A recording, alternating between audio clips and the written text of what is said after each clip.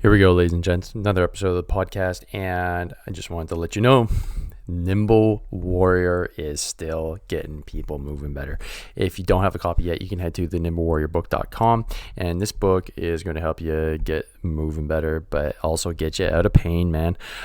Everything I've done to get myself from basically being immobilized in my bed to what I can do now, compete in the CrossFit Open, go cross-country skiing, play with my kids. I put all in that book. So if you want a copy, head to thenimblewarriorbook.com. Pick yourself up a copy, only charging you shipping and handling. And I also donate $1 to the Wounded Warriors Canada Fund.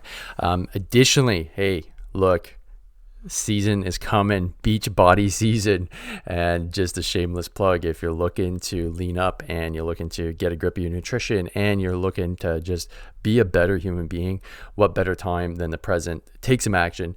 Drop me a message. You can find me at Dave Morrow PT or Dave Morrow on Facebook, and we can start a conversation there. So head to Dave Morrow PT or drop me a line at dave@davemorrow.net. We've got another awesome episode here, guys. We've got Charlotte Raymond. She is an infantry officer with the Royal 22nd Regiment up in Quebec City. Additionally, she's an entrepreneur and started her own fitness company, and I need to have her on the show because what I see on Facebook is really inspiring, and she works primarily with women and has a really powerful message for them. So without further ado, here is Charlotte. Welcome to the Hard to Kill podcast, the go-to podcast for military, LEO, and EMS professionals, sharing ideas and experiences from around the world to make you hard to kill. Here's your host, Dave Morrow.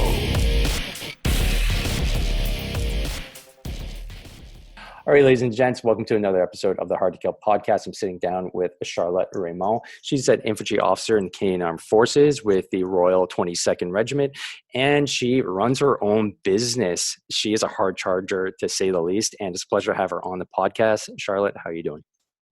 I'm good. How are you? Thanks for having me. I'm great. Thanks. So for those of you that are tuning into the English episode, there's actually a French episode as well, which I struggle through. And so if you're bilingual and you want to hear a little bit clearer episode, maybe this one would be the right one for you. But I'm doing my best, right, Charlotte? I'm doing my best to get as much French content out there as possible. So thanks for being on the show. You're good. Yeah. So why don't you tell the listeners just a little bit about how you got started in the Canadian Armed Forces, but specifically how you became an infantry officer in the Canadian Armed Forces, because that's no small task. Yeah, I actually joined right after high school. Went to Royal Military College, CEGEP, and then university. And yeah, I chose my my trade just by looking at the website online, the Canadian Armed Forces website. And I guess their videos just got me going, and I decided to enroll as an infantry officer. Didn't know anything about what an infantry officer was, but just decided to give it a shot. And yeah, so I did my phase training during summer, university during the year, and went to battalion, and just I love it. I love the career I chose. Yeah, I mean, you're downplaying it because that's understandable. We're Canadian Armed Forces members, or I was a Canadian Armed Forces members, and humbleness is like inbred in us. But having been an infantry officer myself, I know how hard it is to get through that training, and the failure rate is very high. And to be a woman doing the training, what's the do you know the success rate, and how many female officers, infantry officers are there? Do you know how many? And can you speak to that? Yeah, well, I did my hardest phase training, which was the dismounted platoon commander course in 2013, and the failure rate on it was 3 platoon at the beginning of summer, and it was 50% failure rate, a little above 50%, and like infantry officer wise, I'm not sure the percentage, but for combat arms, it's 0.3%. It was really, really physically hard, but it's like any training. Once you do it, like now it's been like 7 years. I'm like, don't remember it being that hard. But when I'm still talking with a few people that were on training with me, it was physically hard. But I think women have advantage mindset wise. So I think I was mentally more resilient than a few other people, maybe that were fitter than me, but that's where I got an advantage on some other fit guy. Yeah, showing up and knowing you've got something to prove, because you're probably, I don't imagine there was many women on your course. Maybe you're the only one. I think we were two. Right. And yeah, the attrition rate is incredible. I mean, you show up for PT right on like the Monday, and all of a sudden it's like there's a lot fewer people here. Where'd they all go? And then all of a sudden, you had like a whole row of platoons, and now you're just cobbling them together as the weeks go by. So for those of you out there that haven't or don't know what it's like to go through phase training, it is a brutal bag drive in Gagetown, the most beautiful place on earth, where it's tank ruts and late night patrols and no sleeping and constant hasty attacks and defensives, and it's just awful. And yeah, I did it when I was a bit older as well, so it was crazy painful for me. I remember I did it with a buddy of mine, and I remember we were on patrol and I was right behind him, and I whispered in his ear, I'm like, I've made really bad life decisions, and he laughed out loud when he heard that. So because I was already a sergeant at the time, I shouldn't have been doing that course, but I decided to do it anyways. So that's obviously a testament to your mindset and your just willingness to be a hard charger. So what did you do exactly to get yourself physically ready to do a course like phase 3? I joined in 2010. I was not really fit, discovered CrossFit around 2012.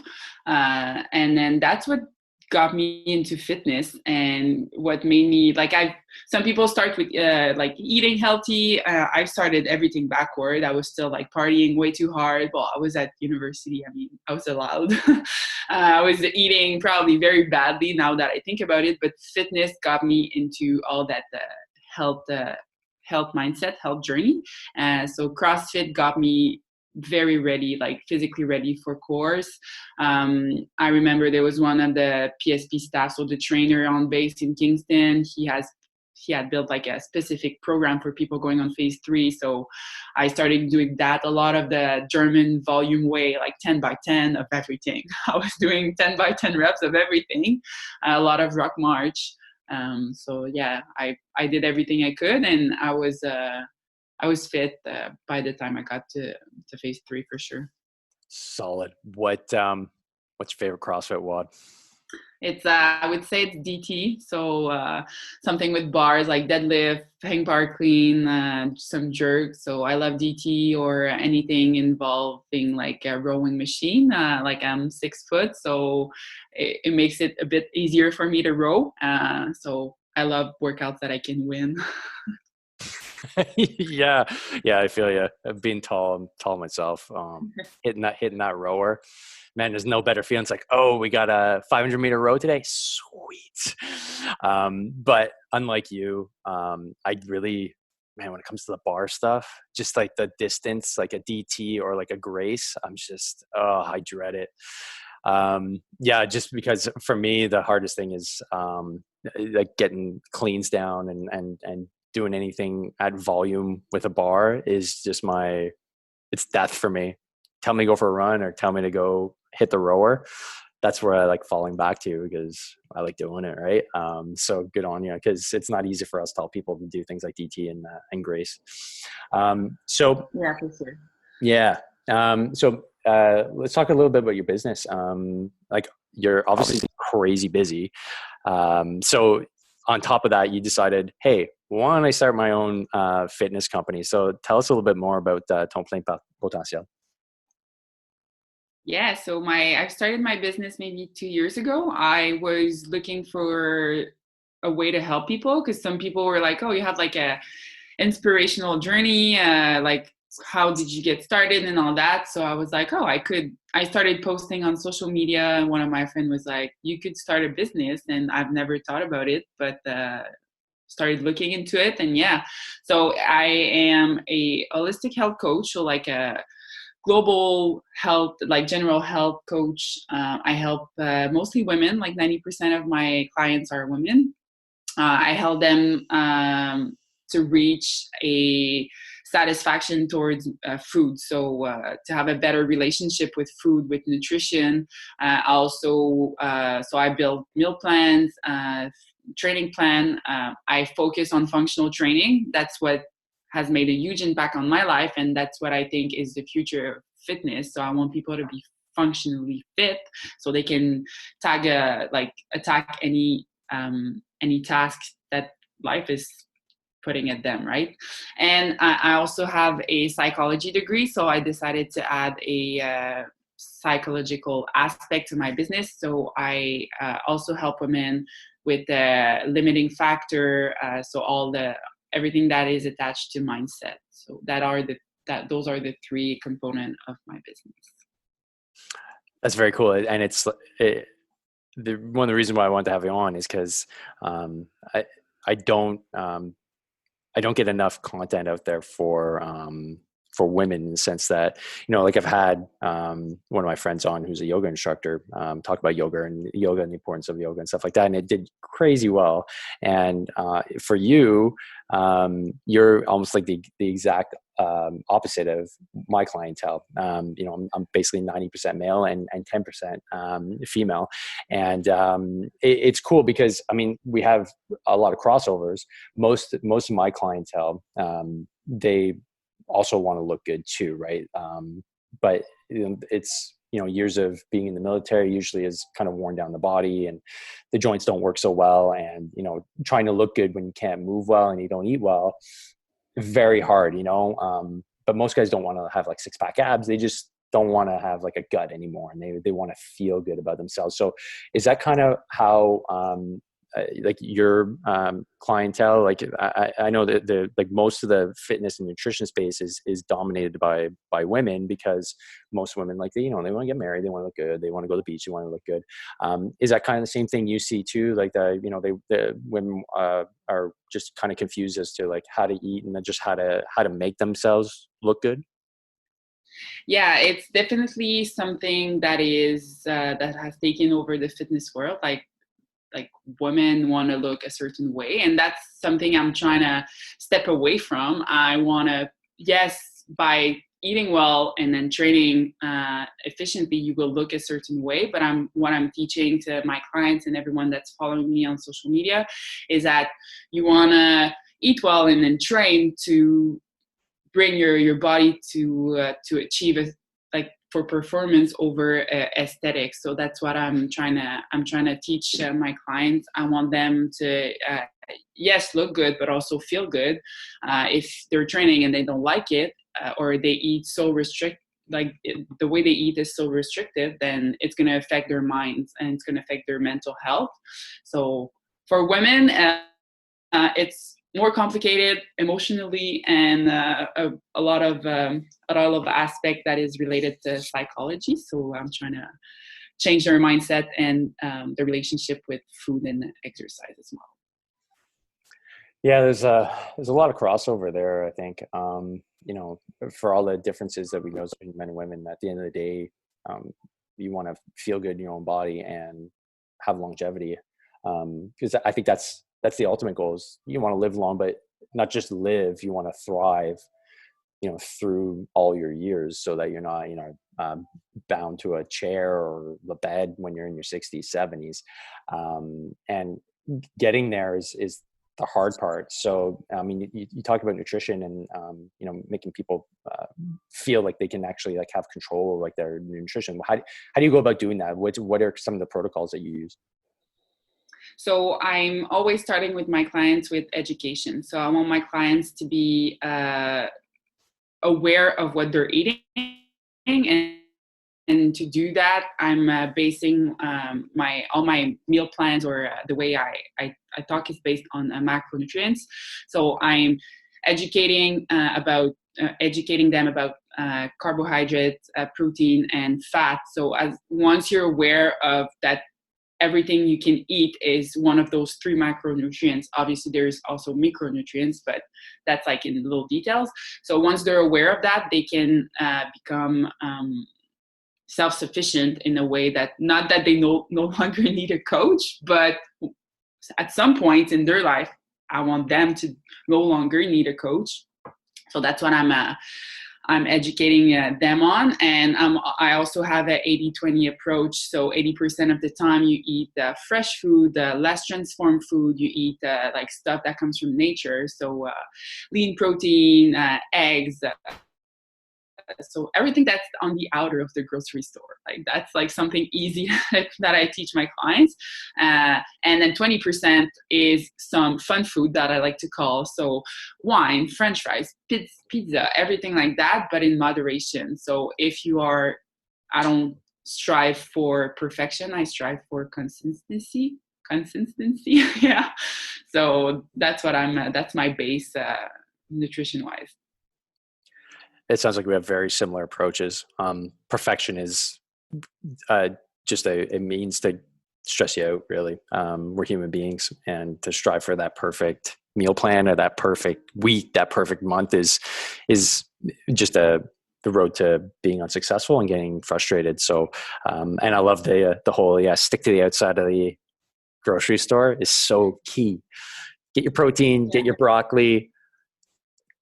That's it, man. Like that's the first thing you like when you walk in. It's like, okay, got my produce, cool, fill that up, and then go find your protein and then get the hell out of there. Do not go down the aisles unless it's for like maybe some soy sauce if you need it. So maybe some like Red Hot because I love my Red Hot hot sauce. But aside from that, maybe some ketchup on the side. Maybe a bit of mayo, but aside from that, you got to stay away from those aisles with all those bright colored boxes. I love it.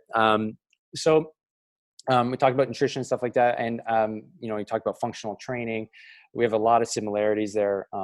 So, how do you structure all that? Is it more, because I have a teaching background, so I like to structure things kind of in I guess you call it a training arc with like a curriculum. How do you structure things? Is it more like a fixed program that people go through, or is it kind of case by case and you modify things as you go through? So I have some more general programs. So I have one starting in 2-3 weeks, which is more like a general approach. And I also do like one-on-one nutrition plan and fitness like program. So I ask people what they want to reach as per goals, and then I structure my meal plans and fitness program on a 4-week base. So every 4 weeks I evolve, and so that's pretty much how I work. Yeah. Cool. So would you be willing to let us in on the future of your business, and where do you see it going in the coming years? Yeah, so I want, I've launched my website a few months ago, and I want all my programs and stuff to be automatized. So I want everything to be online. Like I want to have an online shop so it's easy for people to buy everything. I want to have more ebooks, like more, educate people, some live conference as well. I've had some like a Zoom conference and it's going well. So I would like to have some live conference, maybe some training in the parks, like have something, build some live interaction as well, not just online. So that's where I see it going. So it's gonna go international. It's coming. I love it. Yeah, once you're in the online space, the sky's the limit, and it's really cool because you don't realize how many people that are actually looking at your stuff, and when they reach out to you, like, oh, wait, you're in Australia, aren't you? Yep. And it happens, and I'm sure it's happened for you. And it's there's so much room for positive voices that have a grip of the science and how to get people from just struggling to thriving. So I'm sure you're going to kill it. I'm excited to see the future of Don't Plein Potentiel. Shifting gears a little bit, what it has been some of your inspiration to get involved? Obviously you're a hard charger, so to get involved in the infantry, and what kind of motivates you now with respects to like, are you reading anything, or are you listening to anything that really gets you motivated? Yeah, I love to read everything that is really related to psychology, and then especially like psychology that is really related to any elite athlete or elite forces. I think there's a certain mindset to those type of individual people that want to try for more, people that can endure more physically, mentally. So that's something that I really like. There's some books about like obviously Navy SEALs, and if you see me in the street, you wouldn't know that I read some Navy SEALs like in civilian, but I read a lot about special forces. There's a book on killing, which is about the psychological art of killing, that has had a huge impact on the way I see things and the way I respond to a bunch of situations that has been thrown at me in the past.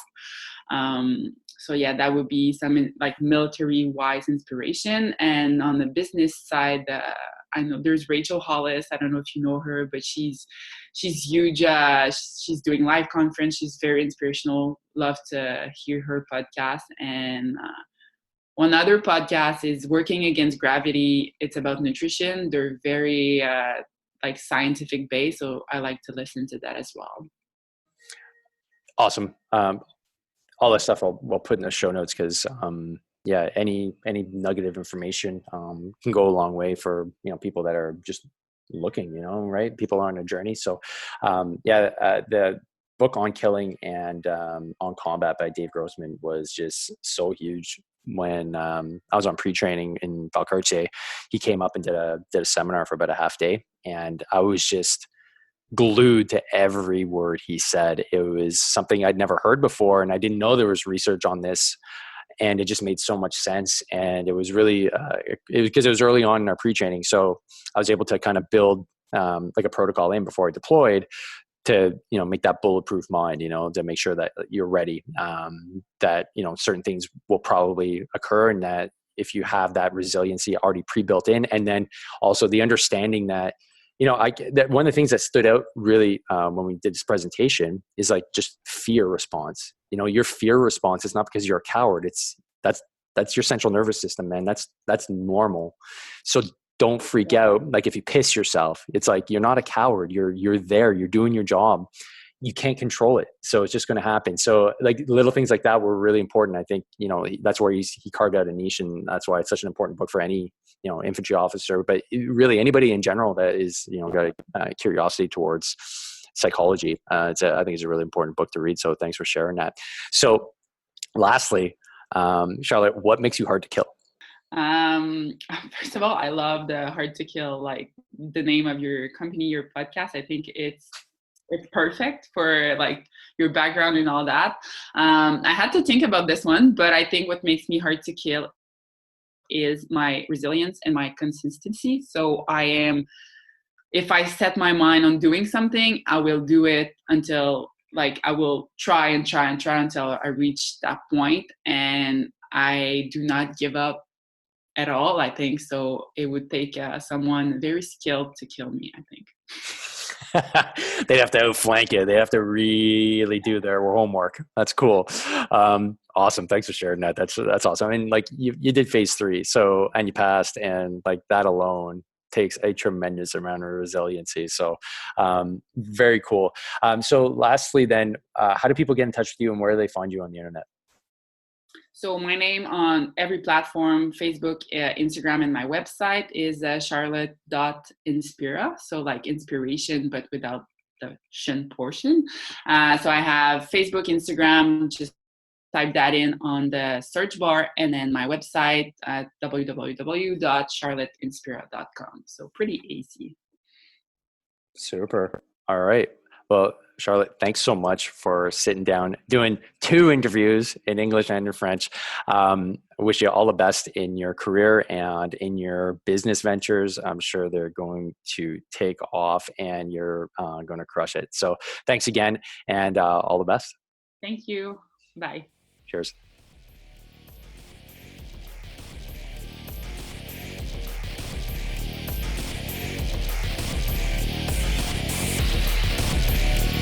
Thanks for listening to the podcast. You can find out more about training, nutrition, and mindset at davemorrow.net. Be sure to like us on Facebook and Instagram at DaveMorrowPT. And don't forget, strong people are hard to kill.